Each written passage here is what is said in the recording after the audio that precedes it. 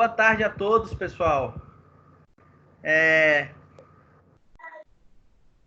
Vamos começar a nossa aula. Hoje nós vamos focar, a gente começa a estudar um pouco sobre o existencialismo, né? Aí eu passei um texto para vocês, a gente falou que era para fazer a leitura, para a gente debater hoje, que eu vou trazer nessa visão do existencialismo. Então, vamos lá. Quem lê o texto que já pode começar a falar sobre seu entendimento? Esperando.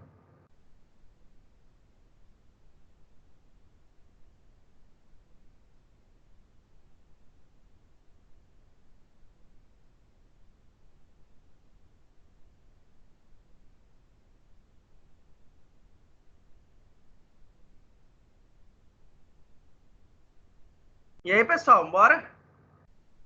Quem lê o texto?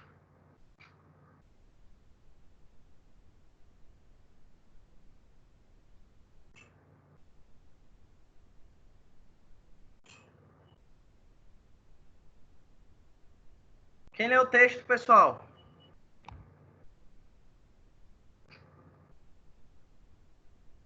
Ninguém leu?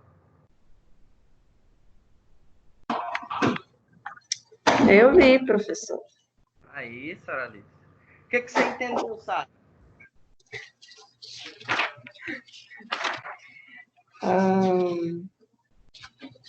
Difícil explicar, professor. Eu entendi como os psicólogos estão atendendo nas clínicas, né? Na questão ele como técnica, né? Uhum. Eu acho meio complicado para mim ainda entender como funciona. Vendo o homem como manipulado, né? Onde o psicólogo ele fala o que o sujeito tem que fazer, né? E que ele tem que ser, como é que se diz? O sujeito ele tem que ser o melhor, entendeu? Ser aquele que a sociedade exige, assim, foi o que eu entendi, entendeu? Entendi. Que ele tem que melhorar 100%, em questão 100% do comportamento, e aí tem aquela interferência do psicólogo, né? Beleza. Foi isso que eu entendi. E o técnico o homem ele vai se desenvolver, se conhecer no limite dele, dentro da possibilidade dele. Eu entendi mais ou menos assim, professor. Bem, alguém mais? Só a Sara Alice? Eu li também, professor. O que você entendeu, Geraldo? Acho que no começo ele fala mais da relevância, né, da psicologia, né, de ciências humanas, né. Ele separa assim as ciências humanas das exatas, né, um pouco de subjetividade. E depois ele fala dessa diferença de técnica e técnica. Que a técnica é mais artificial e a técnica seria um desenvolvimento natural. Eu entendi assim. Mesmo. Tudo bem, Geraldo. O que mais?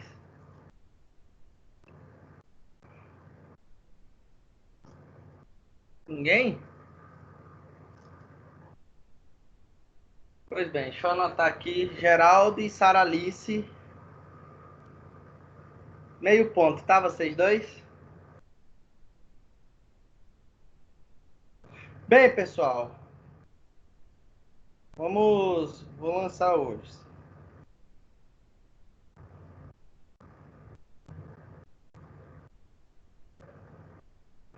Pessoal, o texto, a ideia do texto foi levar para vocês uma compreensão sobre o homem, né, sobre esse sujeito, a diferença, né, que ele traz essa diferença matemática.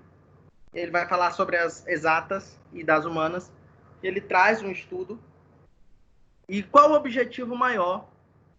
Não vou falar do texto em cada parte, vocês vão ter que ler. O conteúdo foi passado, vocês precisam estudar e ler ele, tá?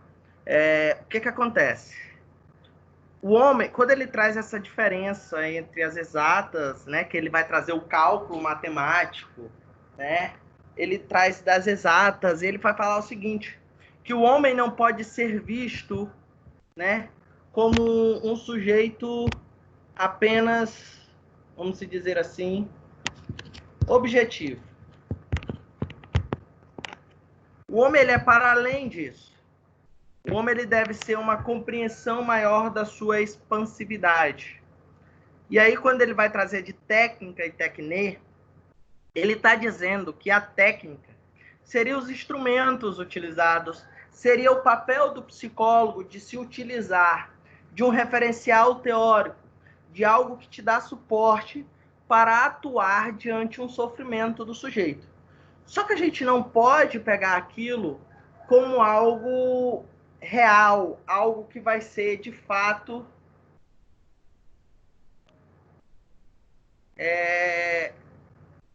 vai ser algo que vai ser, deixa eu só, não vai ser algo totalmente direto, tá? Então assim, quando ele traz a visão de técnica, só um instantinho, deixa eu ver um negócio aqui.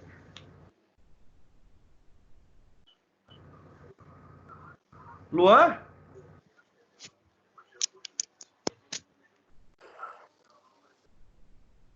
Certo. Então, pessoal, quando ele traz essa visão... Luan, você é do primeiro ano ou é do segundo? Cara, eu sou do primeiro, só que eu entrei por acidente. Mas eu achei muito bom ter entrado nessa aula que teve agora, essa última. Ah, entendi. Os alunos estão doidos para saber quem era você, que não lembrava da turma. Você nem para me falar que era do primeiro? Eu confundi, entrei. Eu vi o link, eu só cliquei nele e fui fazer as outras coisas e assisti a aula do segundo ano. Beleza. Então, assim, pessoal, a técnica e a tecne, ele vai trazer justamente essa visão de homem, né? Onde nós não podemos trabalhar o homem como algo objetivo, algo como se tivesse uma linha de resposta concreta. Então, quando eu atuo diante um ser humano, eu preciso entender que ele é para além dos resultados que eu desejo alcançar. E a tecne, ela vem falar justamente sobre isso, sobre esse homem subjetivo, sobre esse homem que tem um lugar no mundo, sobre esse homem que ele é independente da sua escolha. E aí é onde Heidegger, né, ele vai trazer o Dasein. Quem lê o texto vai saber o que é Dasein, ou Dasein, como alguns outros chamam. O Dasein, ele quer dizer ser aí. Ser aí, ou aí ser, né? Que a gente vai...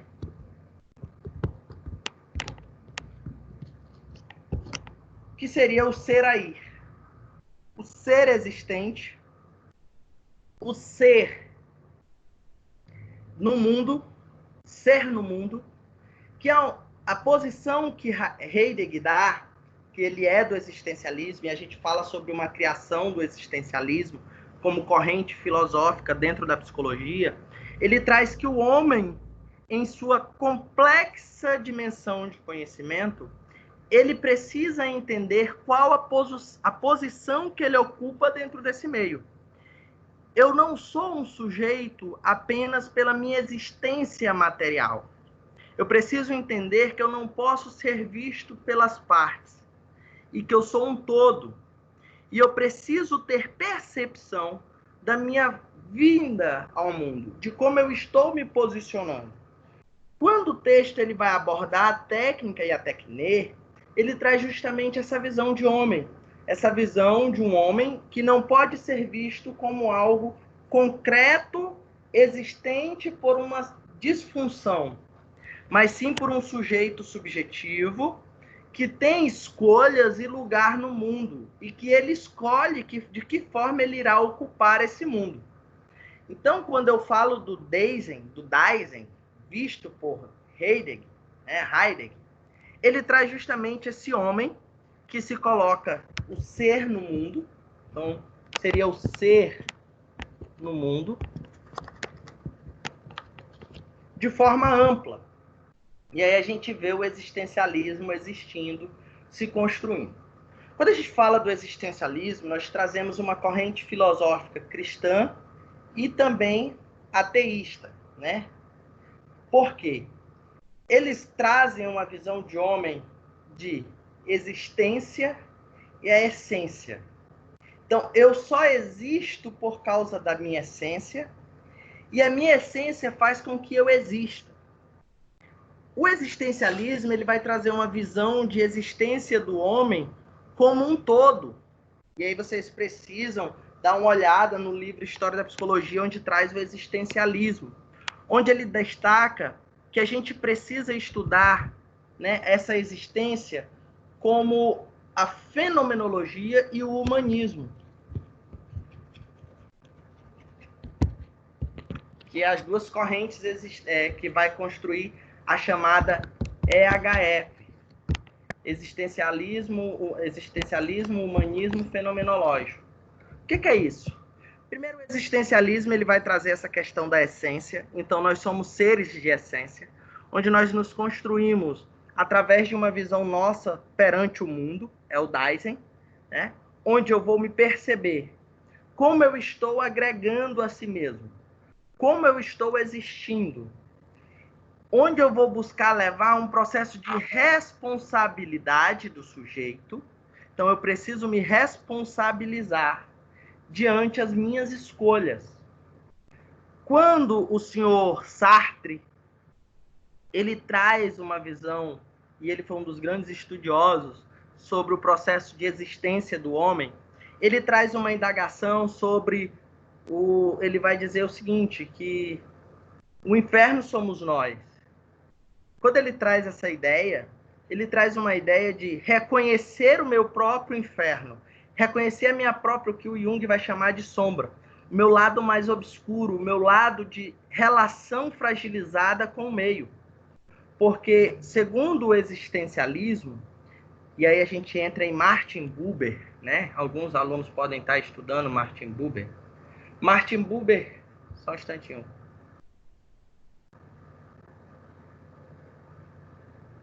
Martin Buber, ele destaca que o homem, nós precisamos entender a nossa relação com o meio eu-tu. E muitas das vezes nós temos uma relação eu-isso. Isso tem muito a ver com o Dasein, tá, pessoal? Que o texto aborda. E aí vocês vão entender quando eu fizer o paralelo do texto Técnica e Tecne. Eu-tu, para Martin Buber, seria uma relação onde eu busco uma relação, uma posição no mundo, o ser aí, de uma relação mais profunda, onde eu busco me encontrar com o outro através de um reconhecimento para além da percepção visual. Então, eu me relaciono com você para um eu-tu, uma relação profunda, uma relação que Moreno vai chamar de relação télica, onde eu posso encontrar entre a nossa relação, né, uma consolidação e uma fortificação dos processos emocionais, onde eu consigo te reconhecer como sujeito. Buber destaca que nós temos muito uma relação eu-isso, que as relações eu-isso seriam as relações superficiais. Isso não seria uma posição de Dasein, de ser no mundo. Por quê? Para que eu esteja no mundo, no Dasein, reconheça a minha posição, ser aí, eu preciso reconhecer de que forma a minha essência está se relacionando com o outro. Isso foi um dos grandes estopim para o reconhecimento e uma corrente filosófica do existencialismo, que ele traz uma discussão significativa da seguinte, que ele vai trazer a visão de Sócrates, né, onde ele diz, penso, logo existo, e o existencialismo vai trazer, Sinto, logo existo. Para que eu possa ter uma existência, eu preciso sentir. Eu preciso me perceber na minha essência. Me responsabilizar pelas escolhas que eu faço. E aí, quando a gente pega esses autores da construção do existencialismo, eles trazem uma visão mais ampla de como eu me relaciono com o mundo. E é onde entra o humanismo, onde eu começo a ter uma visão com o homem, não uma relação vertical, que era a que eu tinha, né? Uma relação vertical por quê? Porque eu tinha uma relação com o divino, como a gente já até falou, e eu esquecia dessa minha relação com o meio. Se eu não tenho essa relação com o meio, com o meu outro, como eu posso existir, ter uma essência, construir uma relação eu-tu, se eu não me disponibilizo e não me reconheço nessa posição? Com isso, né, com essa visão existencialista, foi um dos grandes autores que a gente pode citar aqui, e a ideia é trazer esse conhecimento da construção de Carl Rogers. Ele vai falar sobre tornar-se pessoa. Eu só me torno pessoa quando eu me reconheço como um sujeito individualizado, ou seja, um sujeito único, onde eu busco ter uma relação com o outro de forma para além do visto, do visual, né? Porque eles trazem muito o existencialismo, ele traz uma visão de percepção não só do que eu vejo. Por exemplo, eu estou vendo Mariazinha ali sorrindo, né? Ela está mostrando os dentes. Vou usar uma observação da TCC. A gente não pode dizer que o sujeito está feliz. A gente pode dizer que ele está mostrando os dentes ou que ele está sorrindo. Mas eu não posso dizer que ele está feliz. Porque isso seria uma relação eu-isso. Eu não dialoguei com Mariazinha, eu não ouvi ela falar como ela se sente, como ela se percebe na sua existência. No momento em que eu faço isso, eu entro numa relação eu-tu, onde eu entro numa... Quando eu faço isso, o quê? Quando eu entro em contato com ela, quando eu pergunto, quando eu me prontifico a ela, né? E a gente vê essa relação eu-isso tão eficaz... Eficaz não, gente. Tão latente em nós. Eu sempre uso um exemplo. Você passa pelas pessoas num corredor, por exemplo, quando você vê alguém lá na faculdade. Você está na faculdade, você vê uma pessoa, você passa, você pergunta, tudo bem? Mas nem espera ela responder, né? Você já sai andando. Tudo bem. Isso é uma relação eu-isso. Por que você pergunta se a pessoa está bem se você não está pronta para ouvir se ela está bem ou não? Se eu me prontifico a ouvir, e eu me coloco nessa posição de Daisen, né? De Tecne, porque quando eu escuto, eu paro para ouvir, eu estou levando em consideração uma subjetividade, um sujeito que é como o texto traz, um rio como flui. Ele traz o exemplo de um rio, né? Onde ele fala assim, usar técnica e tecne é andar a corrente do rio. Você vai remar a favor da maré, né? Da correnteza. No momento em que eu se uso só da técnica ou da tecne, é como se eu tentasse nadar, remar, ao contrário da correnteza. O que ele quer trazer com isso? Para que eu entre na relação com o sujeito, eu preciso me tornar pessoa. Me perceber na minha posição de mundo, perceber a posição que eu ocupo e buscar compreender o outro. Tá tudo bem por aqui? Até aqui? Sim. Alguém quer que eu dê O uma sono tá indo um pouquinho rápido. Eu queria que o senhor falasse um pouquinho com mais calma. Tá, tudo bem. Certo. Então, utilizando essa visão de Carl Rogers, né, tornar-se pessoa, junto com a visão do Daisen, é o que o Carl Rogers diz que para me tornar pessoa, eu preciso ter 3 características essenciais. Primeira dela, vou colocar aqui, eu tenho que ter empatia. Eu preciso ter ter uma consideração positiva incondicional.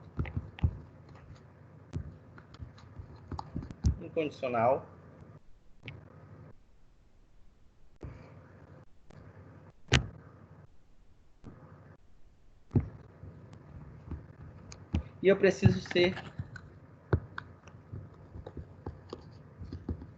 congruente. Ele vai falar da congruência. No momento em que eu tenho congruência, eu também se torno pessoa. Então, para que eu possa me tornar pessoa, entrar em uma relação eu-tu, me reconhecer na minha posição de mundo, do Daisen, eu preciso ter esses 3 aspectos e me tornar pessoa. Preciso ter empatia. Empatia é para além da frase mais... Acho que empatia se tornou um termo muito pejorativo. Quando você fala assim, eu sou empático, aí você pergunta para a pessoa, o que é ser empatia? Aí a pessoa fala assim, é se colocar no lugar do outro. Não é só isso. Se colocar no lugar do outro, assim como diz Nietzsche, Sartre, entre outros existencialistas, humanistas, me colocar no lugar do outro não é ser empático. É uma posição minha no mundo, é uma posição minha como sujeito. Tornar-se pessoa é para além disso. Me tornar pessoa é eu buscar ter uma visão do outro para além do que eu vejo e o que eu percebo. Martin Buber diz que Levi Moreno, lá no livro dele, 5 lições de psicodrama, ele fala o seguinte, que a relação empática é uma relação télica, onde eu consigo te compreender antes mesmo que você expresse, antes mesmo que você fale aquilo que está te incomodando, que não está funcional, e eu estou pronto para te acolher e te ouvir. Mas é sem eu esperar que isso venha do outro lado. Né? Lógico, a empatia ela tem que ser de mão dupla, mas eu não posso fazer isso esperando que a Adriele faça o mesmo comigo.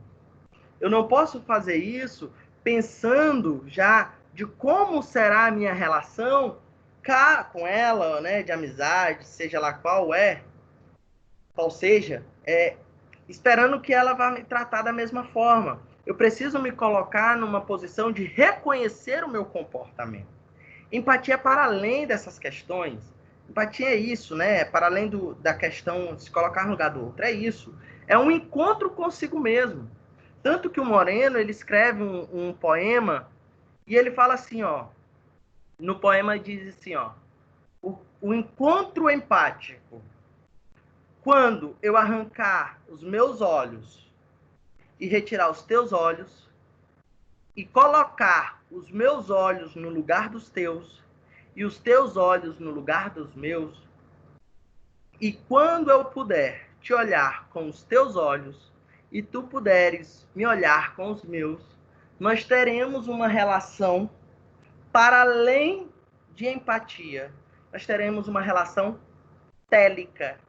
Por quê? Quando eu arranco os seus olhos, coloco no meu, a ideia que ele traz é o seguinte, não é eu só te olhar do que eu vejo de fora, da minha percepção visual, mas sim uma percepção interna.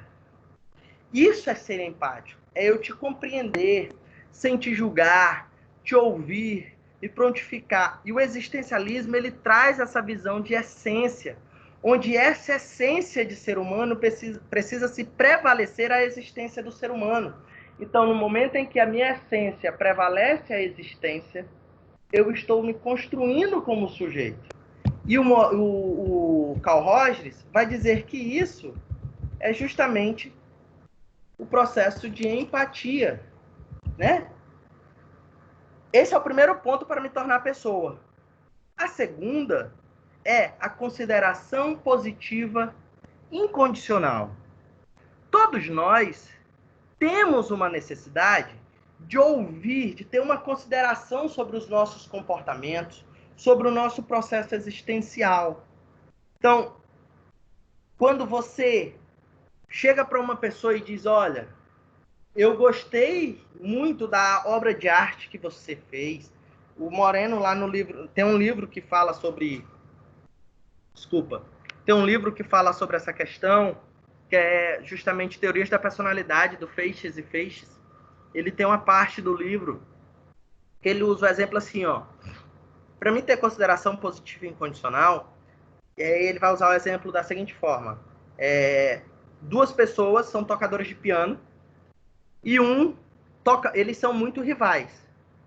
E um toca magnífico, sabe? Ele faz um recital, que acho que chama, né? Maravilhoso. E ele vai lá e arrasa. E o outro... só que ele tem... Aí esse cara, vamos supor, eu toquei esse piano, só que eu sinto que eu fico com aquele pensamento, não foi legal, não foi legal. E o meu rival, vamos se dizer assim, ele chega para mim e diz assim, poxa, parabéns, você tocou muito bem, excelente, você é ótimo, muito bom ter você como concorrente. O que essa pessoa está fazendo? Ela está tendo uma consideração positiva incondicional. Eu reconheço o outro na sua posição de mundo. Porque, veja bem, o Daisen, ser no mundo, ser aí, não é só eu reconhecer o meu papel, não é só eu me reconhecer como sujeito, mas também reconhecer o outro como existente, reconhecer o outro como um sujeito que existe através de um mundo. Então eu tenho uma consideração positiva e incondicional, porque eu preciso também ter esse processo, receber de você, né? A oração da Gestalt, quem já ouviu aí a oração da Gestalt, eu acho linda a oração da Gestalt, que ela traz essa visão justamente sobre... Tem alguém aqui que não está conseguindo entrar. Tá. É outra coisa. Então, assim, a oração da Gestalt, ela traz assim, ó. Eu sou eu, você é você. Eu não vim nesse mundo para suprir as suas necessidades, nem você veio para suprir as minhas. Eu sou eu, você é você. Não vim aqui para te agradar. Assim, aí vai, eu sei que no final ela diz assim, ó. Eu sou eu, você é você, e se não nos encontrarmos, tudo bem, cada um seguir o seu caminho. E se nos encontrarmos, será lindo. Por que ela traz essa visão, a Gestalt terapia, que é uma vertente que sai da EHF? É uma visão de que o homem, nós precisamos considerar o outro como uma existência. E que se o outro não se considera dessa forma e não tem essa visão por você, tudo bem. É ele. Eu não posso me responsabilizar. Isso é ser no mundo. É eu reconhecer que existe um outro pensante diferente, com essência diferente, e que eu sou diferente dele e eu preciso compreender que ele não está para suprir. Tanto que a oração da Gestalt diz assim, eu não vim para suprir as suas expectativas, nem você as minhas. Quando eu reconheço isso, eu estou reconhecendo a minha essência. Tudo isso que eu trago para vocês é essa visão da Tecnê. Esse reconhecimento de sujeito para além de um instrumento psicológico, que é a técnica. Então, eu preciso ter essa consideração positiva para me tornar pessoa. Detalhe, pessoal. Carl Rogers destaca que só pode se considerar pessoa, tornar-se pessoa, nós, seres humanos, que alcançarmos esses três aspectos. E o terceiro aspecto é a congruência. A congruência seria justamente esse pensar, sentir, comunicar. Então, olha como tem uma ligação com o Daisen, que quem leu o texto viu lá, do Heidegger. Certo, desculpa, gente, é porque hoje eu amanheci meio ruim. E aí eu tô... Mas certo. O que acontece? Quando eu sou congruente, eu penso, eu sinto, eu verbalizo. Lembra do primeiro exemplo que eu usei, que muitas das vezes a gente pergunta, como você tá? Só que a gente não se importa. A gente nem para escutar, né? Nós passamos no corredor e dizemos assim, oi, tudo bem? Eu fiz isso, eu faço isso. Automaticamente, eu acho que é justamente o que o Heidegger tem um outro autor que ele traz o seguinte, acho que até o Karnal, ele diz que a comunicação ela se fragilizou porque ela se tornou algo automático pela sociedade. É como se fosse algo taxativo que é cobrado pela sociedade. Por exemplo, se você passa por uma pessoa e não fala com ela, você é considerado mal educado. Mas, na verdade, aquela pessoa talvez ela não falou com você porque ela não está com o tempo de ter uma relação eu-tu contigo. E ela não é uma pessoa que gosta da relação eu-isso. Então, mais vale eu não te perguntar como você está, né? Porque eu não vou ter tempo de parar, do que eu perguntar e eu não estar prontificado a te ouvir. Porque o que eu penso e o que eu sinto e o que eu verbalizo é diferente. Quando eu faço essa congruência, eu penso, poxa, eu quero saber como a Saralice está. Eu sinto, né? Eu sinto que ela não está bem. E eu chego e digo, Saralice, como você vem se sentindo? Quando eu faço isso e eu paro para ouvir ela, eu paro para prontificar-me a ela, eu estou tendo uma relação eu-tu. Uma relação mais profunda. É a relação mais profunda para Martin Buber. Tá? Isso tem a ver com a minha se tornar-se pessoa e a posição que eu ocupo no mundo. Pessoal, ok até aqui? Sim. Alguém tem alguma colaboração ou Professor, pergunta? Pode perguntar. Uma vez eu tive um exemplo sobre essa questão da congruência. Foi até uma exposição meu, em que ele colocou um exemplo que eu acho bem fácil de entender, que ele colocou em relação a ele mesmo. Ele é da ACP, né, da abordagem centrada à pessoa, com relação a ele trabalhar com aquilo e ele ser aquilo, ele realmente acredita naquilo. Ele não trabalha só porque ele se identifica com aquela abordagem, mas porque ele segue aquela abordagem na vida dele também. É a então, essência dele. Concorrência. Exatamente, a essência. Ele falou que na psicoterapia existencial fala muito de essência, e que a essência não é existência. É uma coisa também comentada no texto, né, que o senhor falou para ler, e aí ele deu, assim, esse exemplo, foi uma coisa que ficou muito para mim, tanto que agora quando o senhor começou a falar sobre essas 3 características que a gente tem que ter, eu já consegui lembrar das 3 características automaticamente devido a esses exemplos que ele deu. E ele deu, assim, só com palavras diferentes, mas o mesmo significado que o senhor acabou de explicar. E aí foi quando ele começou a falar de Martin Buber também, com essa mesma relação eu-tu e eu-isso. Só que a relação eu-tu e eu-isso eu ainda não tinha entendido direito. E agora eu consegui entender. Exatamente. E aí eu fico pensando, sabe, em relação a nós psicólogos, em relação ao curso, que é uma desconstrução quase que total da gente como ser humano, porque a gente passa a dar valor para essas coisas, como essa relação eu-tu e eu-isso. A gente começa a perceber que a relação eu-isso, e a gente começa a se moldar para poder ser mais eu-tu.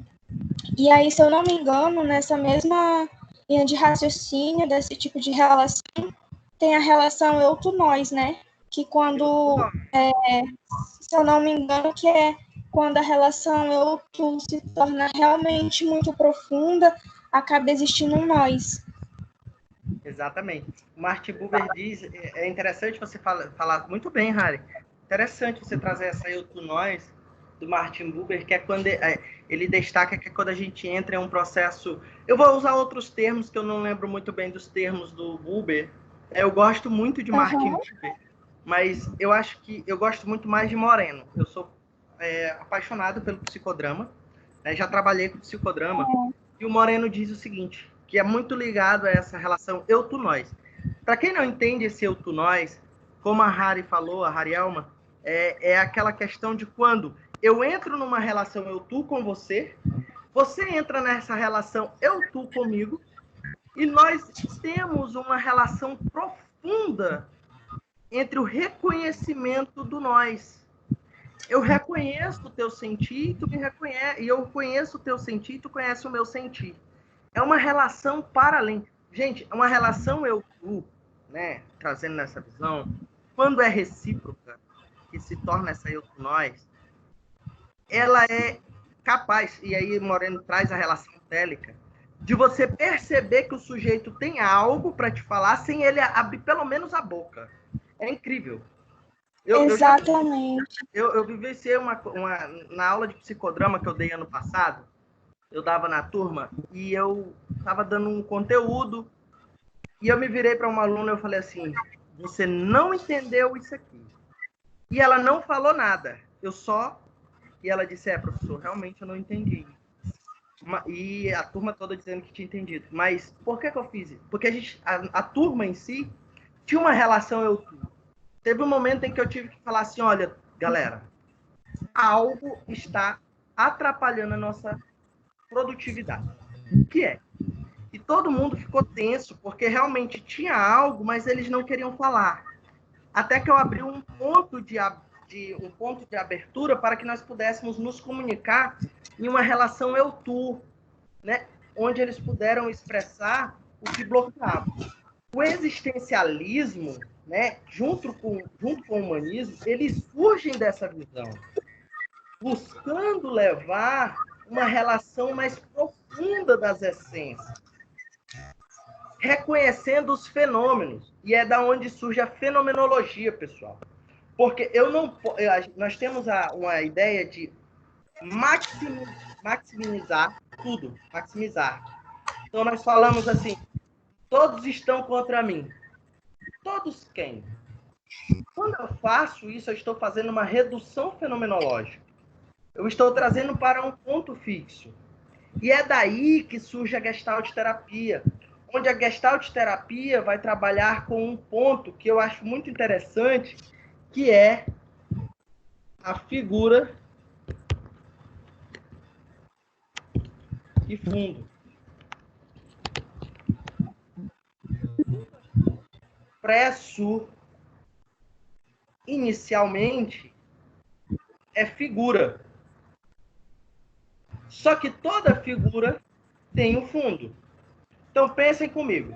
Vocês estão falando comigo e lá atrás, aqui da minha parede, tem 2 quadros negros. Mas eu sou a figura, esse quadro é fundo.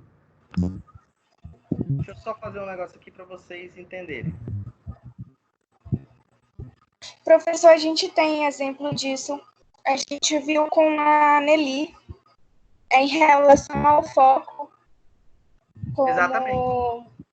Se o senhor tivesse escrito algo no quadro e estivesse explicando sobre, e alguns vão estar focando na figura, que seria o senhor falando, e o fundo seria o quadro escrito, e outros estariam como figura o quadro escrito, copiando, por exemplo, e teriam o senhor como fundo. Exato. É como se anulasse os outros estímulos para focar em um só. Aí é que tá, não se anula. É porque o que está latente em mim é aquele ponto. Então, agora, muitas pessoas podem não ter percebido o quadro negro lá atrás, na minha parede. Mas porque ele não era a figura. A figura era eu falar, né? Então, isso se torna figura para vocês. No momento em que eu trago o fundo e vocês começam a perceber lá e não aqui, aquilo que é fundo se torna figura e eu se torno fundo. Então, é uma relação de movimentação. Nós somos seres, e aí é onde tem o ponto principal da contribuição, acho que geral da Gestalt terapia, que ela vai dizer o quê? Nós somos seres dinâmicos, nós somos seres mutáveis, nós não somos seres estáticos. E que apesar de vermos as partes, nós não podemos considerar o sujeito por essas partes.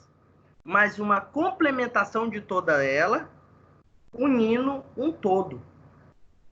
Então, o sujeito, ele é o todo. Eu não posso ver Mariazinha somente pela depressão, exemplo. Ou eu não posso ver ela pela ansiedade. Ela é Maria, ela é para além disso. Então, a gente precisa... Eu estava usando, o Luan, que assistiu a minha aula agora há pouco de genética ali, eu estava falando, justamente a gente trabalhou um tema que foi Covid-19, né? Estou trabalhando com eles a síndrome respiratória aguda grave. E aí eu estava falando para eles, justamente trazendo para a visão que eu trago agora da Gestalt terapia, da humanismo, né? Da existência. O homem em si, se a gente pegar a sociedade, ele se perdeu a essência. A existência, a essência de ser humano. Das relações eu-tu, ditas e construídas da EHF. Se a gente pega... Sartre tem uma frase, e ele fala assim, ó, tem um livro que ele chama O Existencialismo.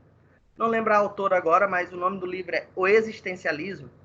E ela tem uma fala do Sartre, que ela fala o seguinte, que o Sartre traz assim: ninguém pode viver a angústia da minha morte, a não ser eu mesmo.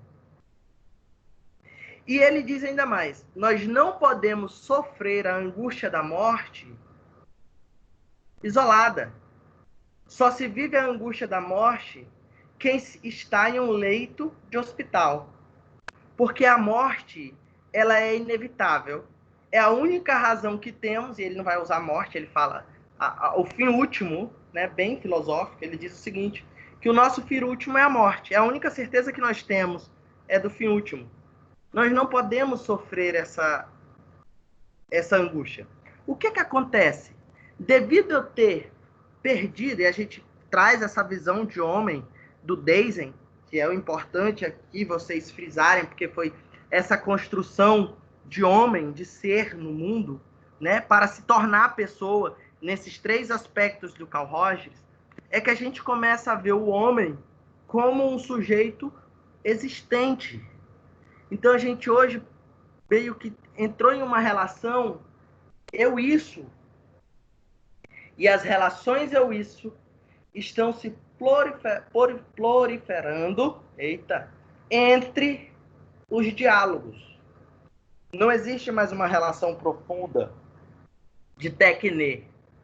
Hoje nós buscamos utilizar, e aí a gente faz o paralelo do existencialismo filosófico, né, com o texto. Nós buscamos relações de técnica, relações matemáticas, relações exatas. Eu só me relaciono... eu só falo com fulano porque a gente se dá bem.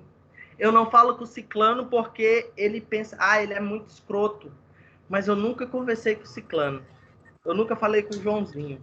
Eu nunca me disponibilizei a perceber como é a sua posição e a sua essência. O que é figura e fundo para ele?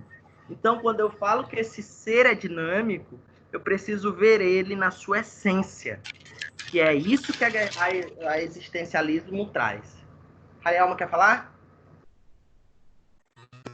É só um ponto. Isso que o senhor acabou de falar com relação ao ser exato está relacionado com os 2 tipos de pensamento que tem no texto, o calculante e o meditante, alguma coisa assim. Meditante. É calculante e meditante. O pensamento calculante... Pode falar. É porque eu vi alguma coisa parecida sobre o calculante ser realmente muito objetivo com isso de acreditar que os cálculos podem prever e fazer com que entenda tudo, tipo, controlar as coisas como se a razão fosse a forma mais perfeita de lidar. E aí vem a questão da técnica, que o senhor relacionou agora, em vez de ser algo profundo, que seria mais o pensamento meditante. É isso? É exatamente isso, né? Exatamente. Quando ele traz esse pensamento calculante meditante, é justamente para fazer esse paralelo com a técnica e a tecne, que hoje a gente tem esse pensamento objetivo, que é o calculante que ele traz. O meditante é quando eu busco reconhecer o sujeito na sua essência para além disso, né? em sua ampla posição no mundo. Por isso que ele usa o Heidegger, né? Heidegger é Kierkegaard. Eu agora estou em dúvida, mas eu acho que é Heidegger, né? Que vai trazer o Dasein. E ele vai falar o seguinte, que a minha posição, o ser aí, que é o ser no mundo, ele precisa ter o reconhecimento do seu todo. Quando ele fala do seu todo, é eu reconhecer também o meu egocentrismo, a minha falha, o meu eu não existente. E aí, eu quero abrir agora uma música aqui, que é para vocês ouvirem, que eu vi isso, né? Eu fiz relação com ela. Eu vi, na verdade, ela no encontro de Gestalt que tivemos aqui. Não sei se alguém ouviu falar. Enfim, eu vou colocar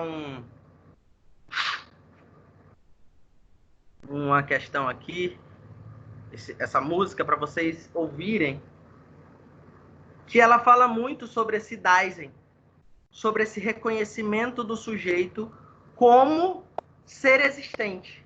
Então, que ser sou eu, que existo, né? Então, eu não é tanto que o Sócrates, ele fala o seguinte: penso, logo existo. Aí tem outros autores que dizem o quê? Do existencialismo. Existo, logo penso. Né? A psicanálise já vai trazer que desejo, logo existo.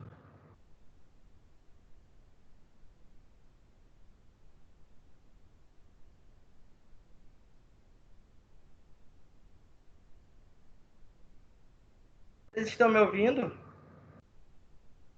Sim. Sim.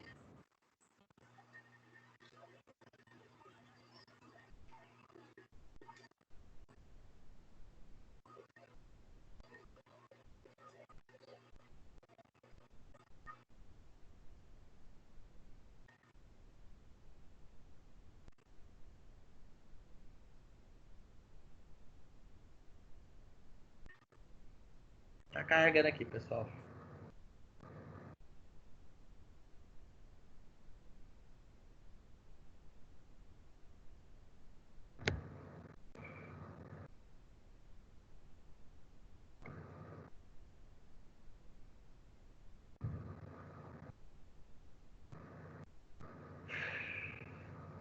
A internet aqui tá uma benção.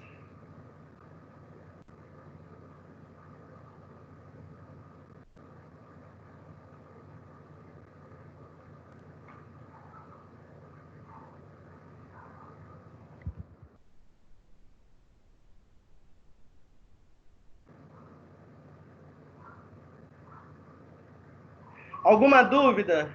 Pergunta?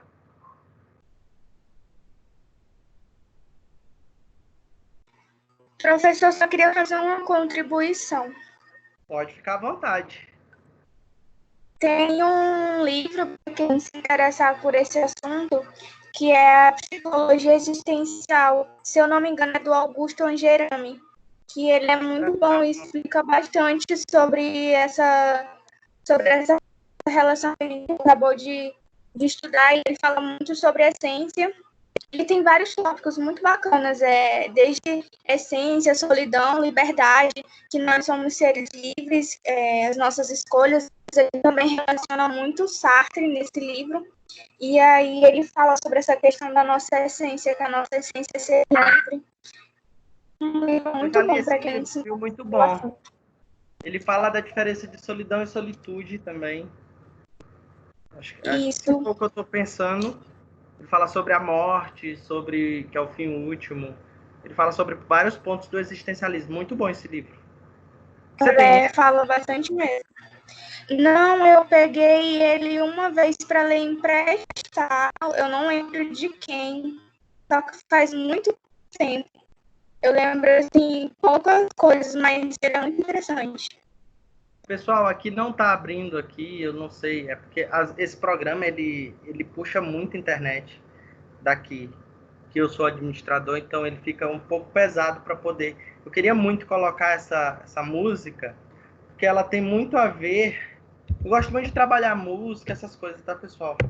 Eu acho que é muito o que o Freud falou sobre sublimação, né? Que a sublimação seria a forma mais saudável de mecanismo de defesa para lidar com o sofrimento, a angústia e a música. E ele vai dizer que só quem sublima são os artistas, né?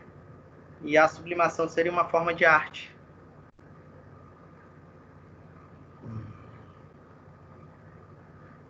Professor, qual é o nome da música? A gente pode pesquisar. Eu vou fazer o seguinte, eu vou mandar lá no Curar de Mim. Tá? Curar de Mim. Vou mandar o link lá no Classroom para vocês assistirem e ouvirem. E percebam na música, o que eu quero que vocês entendam aí na música é essa visão que a gente estava falando sobre se reconhecer como ser.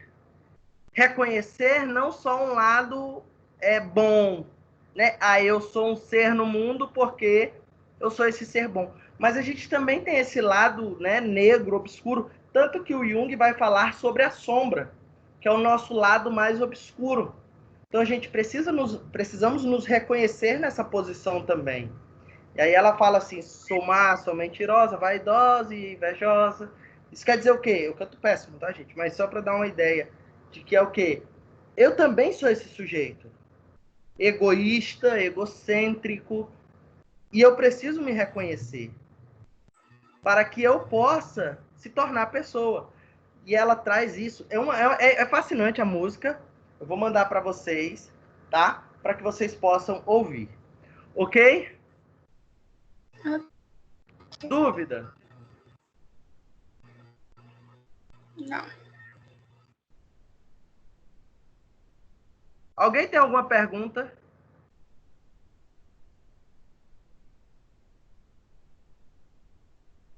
Pessoal, eu quero fazer um feedback com vocês. Como é que estão as nossas aulas? Vocês estão conseguindo absorver? Tem alguma dúvida sobre os conteúdos anteriores? Eu preciso desse feedback. Professor, eu queria que o senhor conseguisse modificar mais aqui e tal. Existe algo? Tem uma coisa. Eu acho que eu já comentei. Eu aprendo melhor escrevendo. Então, se o senhor puder trazer mais pontos escritos para eu anotar e linkar para poder revisar a aula, para mim, pelo menos, fica melhor. Mais pontos. Trazer os pontos no slide? Porque como o senhor fazia, por exemplo, o mapa, aí toda vez que está na aula eu tento botar um tema central e coloco várias informações em volta.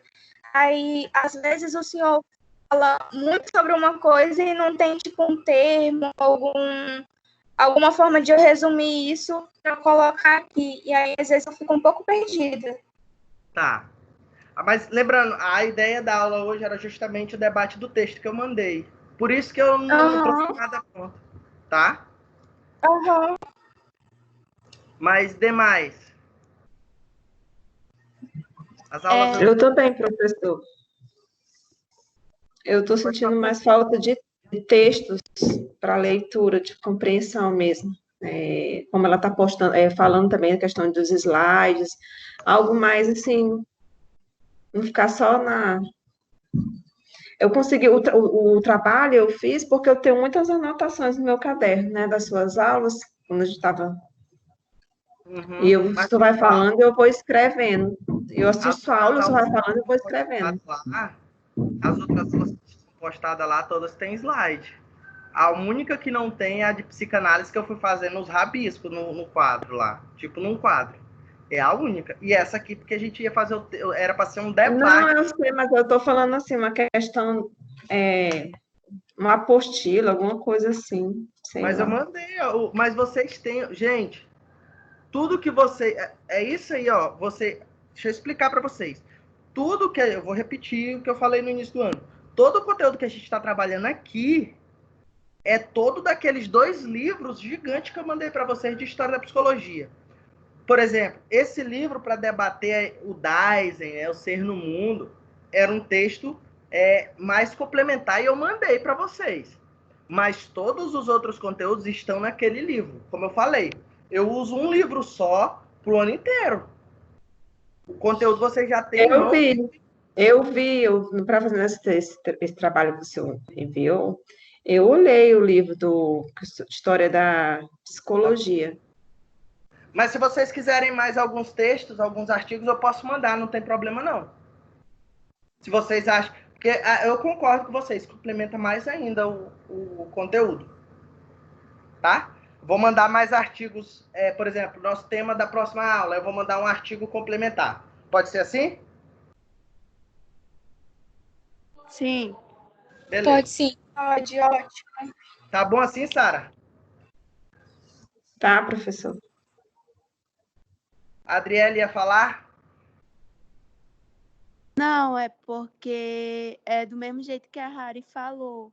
Eu também consigo mais entender da aula quando como é que fala? É explicada pelo slide. Tá.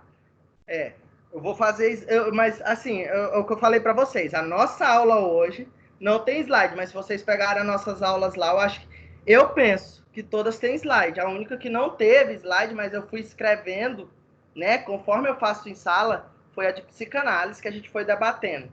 Mas essa daqui também. Mas eu vou voltar para o slide, tá? Porque a de hoje, como eu falei para vocês, a de hoje era para todos participarem, só quem leu o texto e quem participou foi a Harielma, a Sara Alice e o Geraldo. 3. Nós temos... Professor, na verdade, estou tendo uma dificuldade de compreender realmente, de entender os seus conteúdos, mas não sei se eu leio, mas eu acho que talvez seja algo pessoal mesmo. Não sei se uma dica, não sei se fazer um mapa mental, que o senhor já falou também uma vez no início do ano, né? Relacionando os conteúdos, talvez seria mais fácil.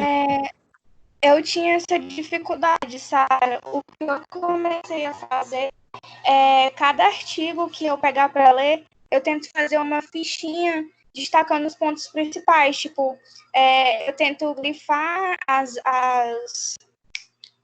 partes realmente importantes que estão centradas no tema do artigo, e eu tento fazer uma fichinha com um mini texto. Daí, quando eu preciso revisar o artigo, eu leio aquela fichinha. É uma coisa que ajuda muito com relação a compreender. Mas deixa eu perguntar uma coisa para vocês. Vocês acham que a explicação tá deixando a desejar? Eu posso buscar melhorar, se for isso. Vocês acham que é isso? Eu acho que a explicação tá boa, professor. Calma aí. Alguém falou. O Matheus, depois a Adriele.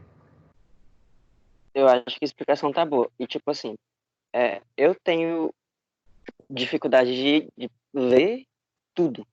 Tipo, eu fixo bem a sua explicação. Aí, quando o senhor passa, por exemplo, um exercício, eu consigo fixar completamente, porque eu consigo me lembrar. Agora, eu não consigo fazer a associação da sua explicação, em algumas partes da leitura que eu faço, porque o senhor traz muitas referências diferentes que nem sempre estão no conteúdo passado. Eu não sei se isso é um defeito ou um problema, pessoal, porque eu tenho essa questão de... eu não sei se é positivo ou negativo, eu não sei. Mas, tipo assim, eu tô falando, por exemplo, de um texto. Só que eu não falo só daquele texto. Eu pego outros textos que falam daquele assunto para complementar, entende? Eu não sei se isso pode ser uma coisa que pode dificultar, não sei, mas tenho que rever isso. Adriele. Bom, para mim hoje foi de boa, só que eu vou tentar ler o que o senhor mandou no Classroom para me entender melhor. Entendi. Mas podem falar, pessoal, vocês acham que as explicações têm algo que deve ser ajustado? Podem falar. Eu acho que assim a gente constrói uma boa relação télica. Boa tarde, professor. Boa tarde. Eu só quero fazer uma observação. É que eu não tô... Como a Sara falou, né? Eu não tô entendendo muito, né, as suas explicações. Principalmente nas aulas presenciais. Não sei se é porque o senhor fala um pouco rápido demais e aí traz muitas informações e acaba que eu não tô conseguindo entender. Mas isso também pode ser um problema meu, pelo fato de que eu não tô lendo todo o texto, todos os textos que o senhor está passando. E aí pode ser também por esse problema, né? Não, sim. Pode ser uma questão minha, como eu falei para vocês, né? Às vezes, eu dou uma acelerada. Tem que dar uma travada, às vezes. Vou tentar ser mais devagar em relação a isso. Para ajudar, isso aí é um outro ponto, assim, para ajudar na absorção do conteúdo, também é interessante ler os textos antes, tá? Mas eu vou tentar ver aí o que eu posso ajustar para a gente poder melhorar nesse diálogo, tá? Eu acho que as informações complementares que o senhor traz é muito bom para a gente, porque dá ideias de mais materiais para ler, para a gente buscar se a gente quiser. Eu gosto muito. Só que como realmente o senhor traz muita informação, eu gosto muito quando tem o slide, tem aula gravada, como agora, porque depois eu posso voltar e aí ver com calma o que o senhor falou e anotar melhor. Porque anotar, assim, durante a aula é muito complicado, porque eu quero anotar uma coisa e o senhor fala outra. Então,